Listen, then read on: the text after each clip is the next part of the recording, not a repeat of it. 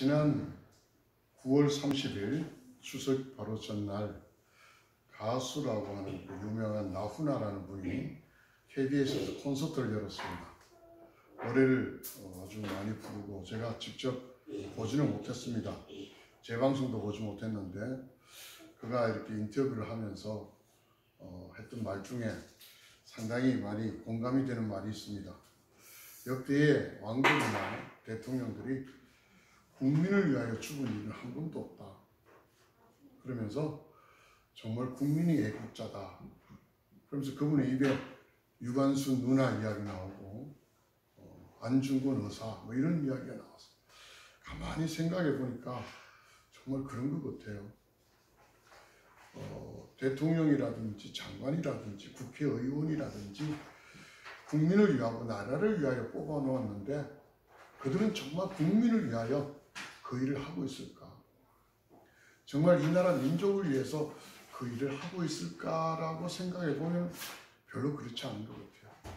자기들 위하여 또 자기 당을 위하여 뭐 어떤 그런 느낌이 들잖아요. 자, 오늘 말씀들을 준비하면서 제가 드는 생각이 그렇습니다. 우리 아이들에게 공부 열심히 하라 그럽니다. 근데 무엇 때문에 공부를 열심히 해야 될까요? 우리는 그 시기를 다 지나온 사람들입니다. 지금 생각하면 무엇 때문에 우리가 공부를 해야 됐을까? 근데 여전히 우리가 아이들에게 공부 열심히 하라 그럽니다. 이유는 뭘까요? 잘 살게 된다는 이야기일까요? 공부 잘하면 잘 살까요? 잘 산다는 말의 의미도 상당히 여러 가지로 정의가 되어 있습니다. 돈을 많이 벌면 잘 살까요? 돈 많은 사람은 다 행복할까요? 그럼 돈 없는 사람은 다 불행할까요? 상당히 어려운 이야기입니다. 그러나 적어도 공부를 열심히 해야 될 이유가 있어야 되고 내가 공부를 해야만 될 목적이 분명히 있어야 된다는 이야기입니다. 오늘 저는 말씀의 제목을 은혜로 굳세어져야 될 성도다 이런 제목을 달아봤습니다. 오늘 성경 1절에 그렇게 말합니다. 내 아들이여 그러면서 은혜로 굳세어지십시오. 그것도 그냥 은혜가 아니라 그리스도 예수 안에 있는 은혜로 굳세어지십시오. 저는 이 1절의 말씀을 제목으로 달았습니다. 그럼 여기 제가 한번 서두에 두 가지를 이야기했잖아요. 대통령이 누구를 위하여 살아야 되는가? 공부를 할 때 왜 공부해야 되느냐 똑같은 이야기예요. 왜 우리들에게 성경은 은혜로 굳세어지라고 할까? 그리스도 안에 있는 은혜라는 이야기는 들었습니다. 그러면은 적어도 굳세어진다는 말의 의미는 뭘까요? 단단하져라는 겁니다. 흔들리지 말고 하나님의 은혜 안에서 하나님이 원하는 삶을 흔들리지 말고 단단하게 가라는 그런 의미가 아닐까요? 그렇다면 그리스도 예수 안에 있는 그 은혜로 단단하게 살아가야 될 이유가 뭘까? 아니 무엇 때문에? 목적이 뭘까? 무엇 때문에 우리가 은혜로 굳세어져야 할까? 오늘 본문은 이걸 말하는 것 같아요. 말씀을 준비하면서 많이 좀 애통합니다. 우리는 하나님이 원하시는 신앙과 믿음의 삶에서 많이 좀 떨어져 있다라는 생각이 많이 들어요. 한번 보십시오. 연말에 무슨 시상식을 하고 그러면은 예수 믿는 사람들이 거의 하는 말이 이 상을 하나님께 영광을 돌립니다. 그런 걸 많이 듣습니다. 감사할 일이 있어도 좋은 일이 있어도 하나님께 먼저 영광을 돌립니다. 저도 하고 여러분도 하고 우리 모두가 합니다. 그런데 그 말의 의미가 요즘 이 말씀을 준비하면서 좀 달라집니다. 오늘 성경에 보면은 상관을 기쁘게 한다라는 말씀이 있습니다. 자기를 군사로 모집한 상관을 기쁘게 한다는 것. 적어도 그런 의미가 영광을 돌리는 거 아닐까요? 내가 이 높은 자리에 올라온 것이 하나님이 기뻐하실까요? 나에게 좋은 일이 굉장히 많이 일어나서 그게 하나님이 정말 기뻐하실까요? 한번 제가 의문을 달아봅니다. 그건 하나님이 아니라 내가 기뻐하지 않을까? 여러분이 성공해서 높은 자리에 올라갔습니다. 여러분이 제일 기뻐하지 않을까요? 근데 그걸 하나님이 기뻐하실 것 같아서 하나님께 영광을 돌립니다라는 표현을 우리가 많이 쓰잖아요. 은혜에서 굳세어져야 성도의 이유가 내 삶의 어떤 기쁨을 위해서일까요? 내가 성공하고 내가 잘 되기 위해서일까요? 오늘 이 말씀을 제가 굉장히 깊이 말씀을 묵상하면서 많은 생각이 들었습니다. 그 중에 하나가 예수님이 이 땅에 왜 오셨는가? 하나님이 돈이 없어서 예수 믿고 헌금 받으러 오신 건 아닐 거예요. 하나님이 무언가, 우리 지난주 설교도 그런 내용이 있잖아요. 하나님이 무언가 부족해서 우리들의 손을 빌리기 위해서 예수님이 오신 거 아니에요. 예수님이 이 땅에 오신 이유는 단 하나입니다. 영원한 생명이에요. 생명을 얻게 하기 위해 그분이 이 땅에 오셨어요. 그러면 그것이 아버지가 원하는 것이어서 예수 그리스도께서 그 겟세마네 동산에서 기도할 때도 그거잖아요. 나의 원이 아니라 아버지의 뜻대로 하시옵소서. 그래서 순종하고 그가 십자가에 못 박혀 돌아가시는 이유가 그로 인하여 우리가 생명을 얻게 하시는 이유단 말이에요. 그러면 이 땅에서 예수 믿는 저와 여러분이 어떻게 살아야 하나님이 가장 기뻐할까요? 우리가 부자 되는 걸 하나님이 기뻐하실까요? 내가 성공하고 출세해서 높은 자리에 올라가는 것, 그거 하나님이 정말 기뻐하실까요? 물론 싫어한다는 이야기는 아닙니다. 그러나 정말 하나님이 바라는 건 뭐냐는 거죠. 생명입니다. 생명. 예수님이 제자들이 예수님을 부인하기도 하고 도망가기도 하고 그런 그들을 부활하신 모습으로 데려다가 해주신 메시지가 그거잖아요. 너희들은 땅 끝까지 내 정인이 되어라. 주님의 말씀은 생명이 강하더라고요. 이 땅에 보면 많은 열매에 대한 것들이 굉장히 강조가 됩니다. 심지어 우리 잘 아시잖아요. 복음서에 보면 밭의 이야기가 나오잖아요. 땅의 이야기가 나옵니다. 길가에 있는 그런 땅도 있고 돌짝밭도 있고 가시덤불도 있고 좋은 땅도 있었습니다. 거기에 심겨진 것이 어떤 거는 30배, 60배, 100배의 열매를 맺게 된다. 우리는 정말 좋아합니다. 아, 그런 열매. 근데 그 열매가 무슨 열매라는 거냐고요. 내 재산이, 내 소득이 많이 늘어나는 게 그게 우리들의 열매일까요? 우리는 그런 걸 좋아해요. 이 땅에 큰 교회들 많습니다. 성전이라는 이름으로 그들은 이야기합니다. 근데 하나님은 사람이 지은 그런 집에 거하시지 않는다고 약속하셨어요. 정말 성전일까요, 그게? 세계에서 몇 번째로 크다, 제일 크다. 정말 그거 하나님이 기뻐하실까요? 뭐 싫어하지는 않겠지만 정말 하나님이 원하시는 것은 그걸까요? 그렇지 않다는 겁니다. 우리가 등에 어떻게 가려움이 나요. 근데 그 가려운 부분을 누구 보고 좀 긁어달라고 할 때가 있잖아요. 근데 그 사람이 정말 가려운 부분을 정확하게 긁어주면 너무너무 시원해요. 근데 그걸 잘 모르고 옆에 속속 끌고 시원하긴 시원하지만 그래도 그건 아니다 이 말이에요. 안 끓는 것보다 끓는 거는 좋아. 그런데도 정확하지 않으니까 뭔가 답답하잖아요. 제가 이 말씀을 보면서 그 느낀 답답함이 그겁니다. 나도 이 땅에서 잘 됐으면 좋겠어요. 우리 교회도 엄청나게 대구에서 제일 큰 교회, 한강 이남에서 제일 큰 교회, 아멘 하는 사람이 없네요. 그러한 하고 싶어요. 대구 하면은 홍상갈 목사 딱 뜨고 그랬으면 좋겠어요. 제가 지금 그 영상을 촬영해서 유튜브에 올렸습니다만은 제 그 설교 영상 3개 지금 올렸거든요.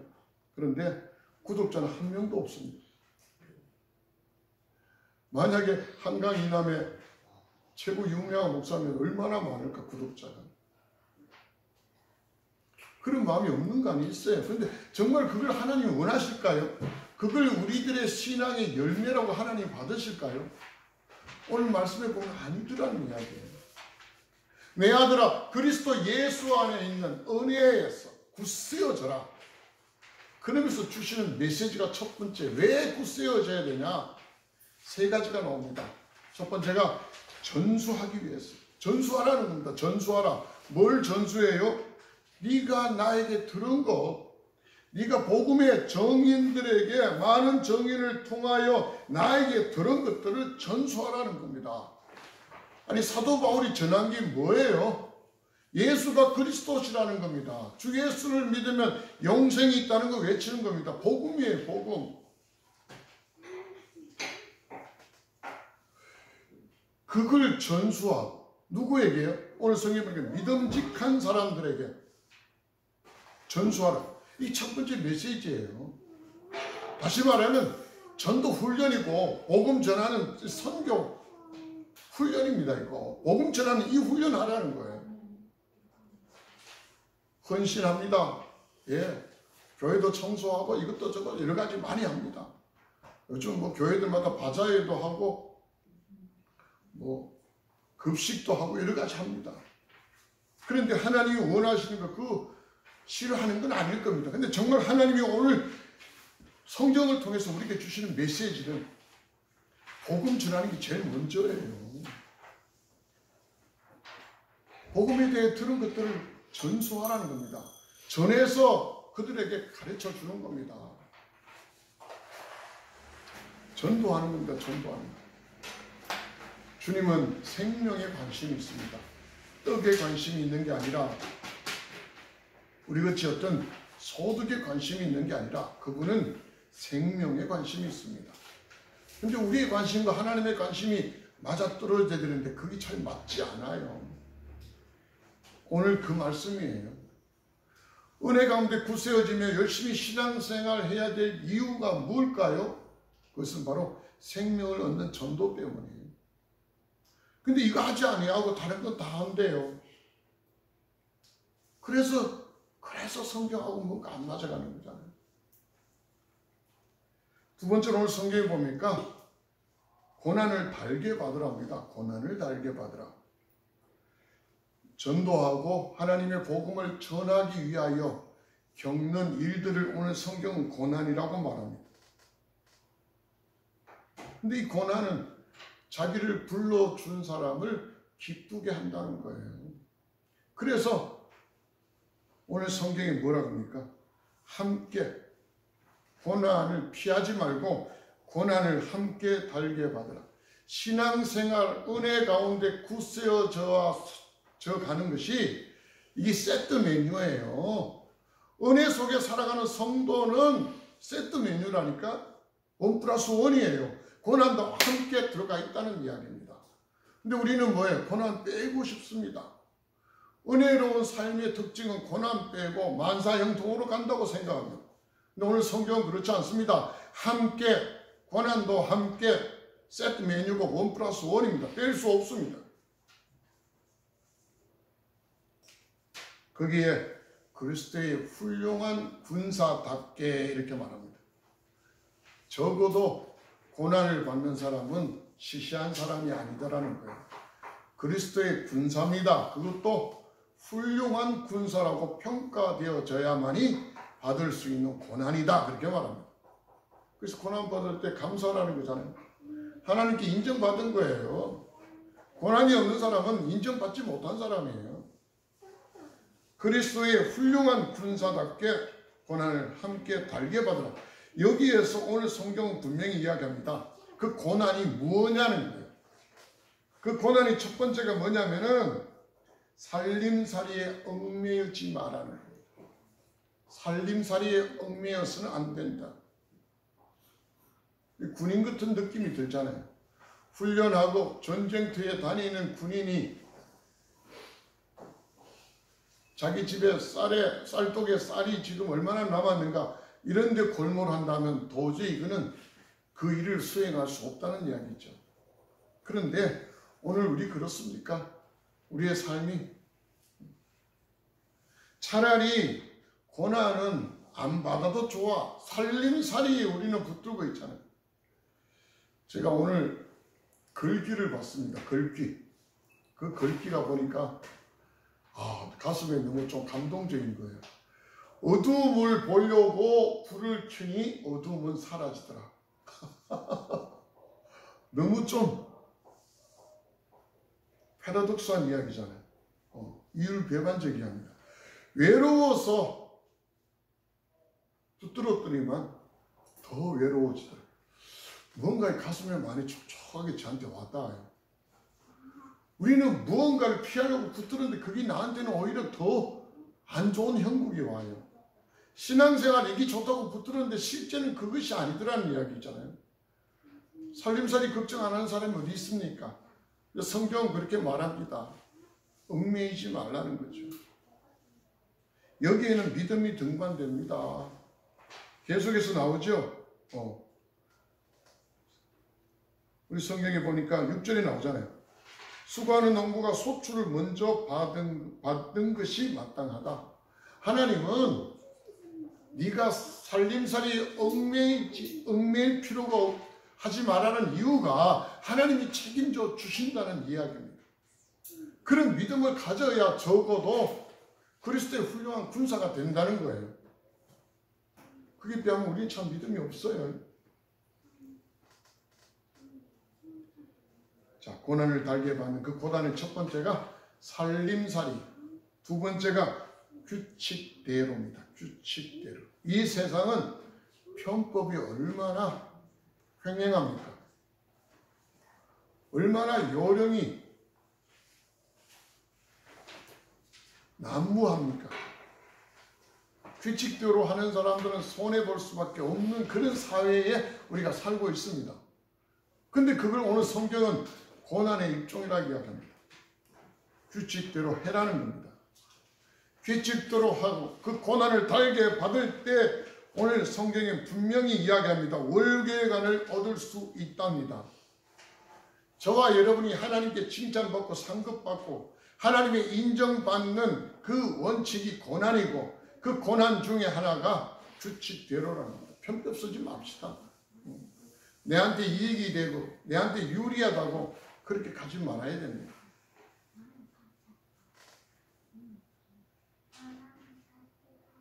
제가 총회 교단에 일을 좀 하면서 어떤 분이 되게 고마워하더라고요. 목사님 참 고맙습니다.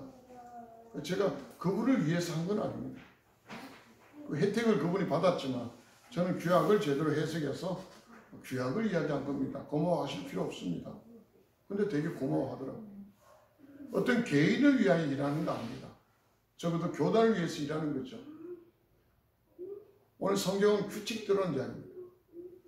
나에게 불리하니까 그걸 접어버리고 휘어버리고 나에게 무언가 이익이 되니까 내 쪽으로 당겨오고 그러지 말라는 겁니다. 그렇게 해서 교회를 크게 세우면 뭐합니까? 그렇게 성도들을 많이 불리면 뭐합니까? 하나님 앞에 인정 하나도 받지 못할걸요. 그 다음에 수고라는 단어가 나옵니다. 수고하는 농부예요. 농부 중에도 모든 농부가 소출을 먼저 받는 거 아닙니다. 수고한 농부만이 받습니다. 고난이 수고와 같이 연결됩니다. 수고가 뭐예요? 고자가 이게 쓸고자잖아요. 고난을 받아들인다는 게 수고입니다. 수고를 개의치 않습니다. 내 몸이 좀 불편하고 힘들어도 그걸 받아들이는 성도들, 그 성도들이 오늘 성경이 말하는 내용들입니다. 은혜 안에서 우리가 굳세어져야 할 이유가 하나님의 복음의 말씀을 전해야 되고 그 복음의 말씀을 전하는 데 세트 메뉴가 고난을 달게 받는 겁니다. 그 고난 중에 첫 번째가 살림살이에 얽매이지 말고 왜? 하나님이 책임져 주신다는 말씀을 믿고 가라는 거예요. 두 번째는 규칙대로 하라는 겁니다. 그 규칙이 뭘까요? 하나님 말씀대로입니다. 하나님이 주시는 그 말씀대로 살아가는 규칙대로입니다. 편법 쓰지 말고 이익에 따라 왔다 갔다 하지 말고 그리고 수고하라는 이야기입니다. 수고하라는 거예요. 그렇게 할 때 그 고난이 달게 느껴진다는 거예요. 고난이 달게 느껴져요. 고난을 당할 때 단 사람은 없어요. 써요. 가슴 아파요. 그런데 그 고난이 하나님이 보답을 다하니까 달게 느껴질 수밖에 없다는 메시지예요. 그리고 오늘 세 번째는 하나님이 능력을 주실 것이다. 그렇게 말합니다. 이 능력은 우리가 생각하는 그런 능력이 아니에요. 뭐 치유의 능력, 귀신을 쫓아내는 그런 엄청난 능력이 아니에요. 오늘 성경에 분명히 말씀합니다. 내가 하는 말을 생각하여 보아라. 지금 바울이 하는 말이 뭐예요? 그리스도의 말씀이잖아요. 하나님 말씀대로 생각해 보아라. 주님께서는 능력을 그대에게 주실 것이다. 분명히 말합니다. 근데 그 능력은 모든 것을 깨닫는 능력입니다. 이게 진리의 능력이에요. 하나님 말씀을 깨달을 수 있는 능력. 이 깨달음은 그냥 아는 거 아닙니다. 이해하는 거 아니에요. 통찰이에요. 제가 이 말씀을 준비하면서 기도할 때 하나님 너도 모든 하나님의 말씀을 깨닫는 능력 주십시오. 이렇게 기도를 했습니다. 그러면서 느껴지는 게 뭐냐? 우리의 신앙이 노선들이 정말로 제대로 안 맞춰졌다는 거예요. 여러분 기차는 아무데나 다닐 수 없습니다. 철로가 그죠? 철로가 놓여져 있는 대로만 다닐 수밖에 없어요. 그 철로를 잘못 놓으면 기차는 잘못 갈 수밖에 없잖아요. 우리들의 선배가 또 우리의 선배의 선배가 하나님의 이 말씀들에 대한 철로를 어쩌면 잘못 놓을 수 있어요. 아무 생각 없이 따라오니까 우리도 계속 그렇게 가요. 근데 하나님이 주시는 메시지는 그 철로하고 다르더란 이야기예요. 오늘날에 한번 보십시오. 여러분 세상에서나 교회에서나 가치관이 비슷해요. 교회에서도 부자들이 환영받고 많이 배운 사람들이 존중받고요. 유학 갔다 오고 뭔가 그들먹거리는 그런 사람들이 교회에서도 여전히 높은 자리를 차지합니다. 세상과 똑같아요. 세상과 교회에 다른 게 뭐가 있어요? 세상에서 출세한 그대로 교회 안에서도 똑같이 잣대가 됩니다. 세상이 높은 사람들이 여전히 교회 안에 높은 사람이에요. 근데 하나님 나라는 절대 그렇지 않다 이 말이에요. 섬김을 받는 사람과 섬기는 사람하고 주님은 다르게 봅니다. 첫째와 꼴찌를 주님의 판단은 다르다는 이야기죠. 우리 그거 다 알잖아요. 그런 관점에서 교회가 운영되면 안 된다는 거예요. 우리가 왜 하나님의 은혜를 받아요? 모든 신앙의 중심과 믿음의 중심, 우리가 교회의 중심은 나 자신이에요. 나도 마찬가지고 여러분도 마찬가지예요. 나 자신이에요. 내가 교회 안에서 모욕받으면 그냥 교회 끝나는 거예요. 내가 예배 드리는데 나한테 거슬리는 이야기를 하면 그 교회 나갈 필요가 없어요. 모든 게 내 중심이에요. 뭔가 안 맞으면 싫어요. 은혜를 왜 받아요? 내 잘 되려고 은혜 받잖아요. 은혜 받는데 내가 잘 안 돼. 은혜고 뭐고 필요 없잖아요. 하나님께서 나에게 베푸시는 은혜에 그 은혜가 나한테는 유익이 돼야 되고 나에게 뭔가 플러스가 돼야 돼요. 플러스. 근데 오늘 성경은 그렇게 말하지 않습니다. 하나님이 원하시는 것은 하나님이 중심이에요. 내가 왜 하나님 부르셨나? 여러분은 왜 하나님께서 부르셨나고? 예수님이 목숨까지 바치면서 왜 우리를 부르셨을까요? 여러분 한 사람 한 사람 잘 사는 거 맞아요. 그러나 왜 잘 살아야 돼요? 그건 여러분이 생명에 대한 관심을 가져야 된다는 겁니다. 여러분 잘 사십시오. 못 살라는 이야기 아닙니다. 근데 그게 끝이 아니라는 이야기예요. 생명을 여러분이 붙들어야 됩니다. 생명에 대한 관심을 가져야 됩니다. 이제 여러분이 복음을 전해야 되고 그 복음을 전하면서 받는 수많은 여러 가지 고난을 아주 달콤하게 받아들여야 됩니다. 그럼 하나님께서 여러분의 깨닫는 능력을 주십니다. 말씀들을 생각해야 돼요. 읽은 말씀 또 설교 들은 말씀 그냥 지나지 마시고 여러분 생각하십시오. 오늘 성경에 분명히 말합니다. 하나님께서 여러분에게 능력을 주실 것이다. 은혜 안에 살아가야 될 이유가 이 세 가지입니다. 우리가 이 땅에서 믿음으로 살아가야 될 이유가 이겁니다. 근데 우리는 우리의 삶 속에서 이거는 생각도 못한 사람도 많을 거예요. 또 뭐 복음 전하는 거 좋지 하면서 자기 우선순위에 제일 밑에다 둘 수도 있습니다. 그럼 너희는 먼저 그의 나라와 의를 구하라. 제일 우선순위에 둬야 될 메시지가 이겁니다. 사도 바울은 자기의 모든 삶을 여기에 걸었습니다. 저는 저와 여러분이 사도 바울같이 살아가라는 건 아니에요. 그러나 적어도 우리의 신앙의 목적은 알아야 된다는 거예요. 하나님 은혜 속에 살아가야 될 이유가 어디에 있는가 알아야 됩니다. 내 출세와 내 성공을 위해서, 내가 잘 사는 걸 위해서 하나님이 십자가에서 예수를 죽게 하신 것 결코 아닙니다. 저와 여러분을 통해서 생명의 열매를 구하시는 겁니다. 그것도 30배, 60배, 100배의 생명의 열매를 우리에게 요구하시는 겁니다. 그래서 우리가 해야 될 게 뭐예요? 은혜 속에 굳세어져 가야 되고, 만나면 복음을 전해야 되고, 그 복음을 믿음직한 사람들에게 또 전수해서 그들로 또 복음을 전해야 되고, 그로 인해 내가 겪는 어떤 어려움도 달게 받고, 하나님 말씀들을 늘 묵상하고 생각하며 깨닫는 능력까지 받을 수 있다. 그렇게 말씀합니다. 오늘 이 말씀이 하나님 우리에게 주시고 오늘 예배에 참석한 여러분에게 주시는 메시지입니다.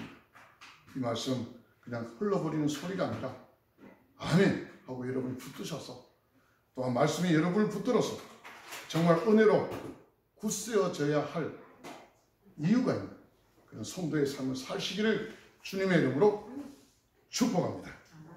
기도하겠습니다. 고맙고 감사하신 아버지 하나님, 말씀 앞에서 너무 부끄럽습니다. 신앙 안에서, 믿음 안에서도 세상의 가치관과 별 다름없이 살아왔음을 주님께 고백합니다. 큰 교회하고 많은 성도들을 거느리고 싶어하는 마음이 종에게도 있습니다. 이 땅에서 누구보다 잘 살고 싶은 마음들 모든 성도들에게도 있습니다. 근데 하나님은 오늘 말씀을 통해서 우리가 이 땅에서 은혜롭게 하나님의 은혜 속에서 잘 살아야 될 이유에 대해서 말씀해 주셨습니다.